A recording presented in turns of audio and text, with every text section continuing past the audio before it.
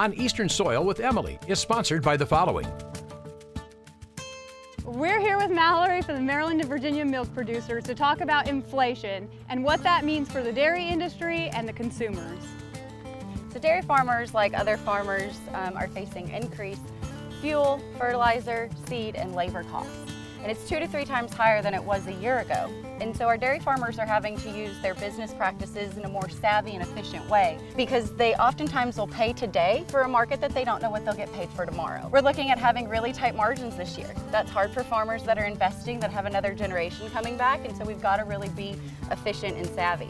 Maryland and Virginia milk producers have invested in the dairy industry by investing in local processing. We have a plant in High Point, North Carolina, and there we produce the Mayola brand. So we think between the Mayola brand and having local North Carolina dairy farmers, we are creating a really sustainable industry and giving those producers a market that even in fluctuating times, they can depend on. So when North Carolina families buy the Mayola brand, they're not only buying a local brand, but they're creating jobs by purchasing that brand, and they're supporting our local North Carolina dairy farms.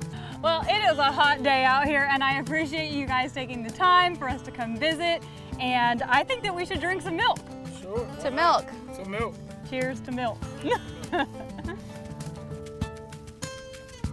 On Eastern Soil with Emily is sponsored by the following.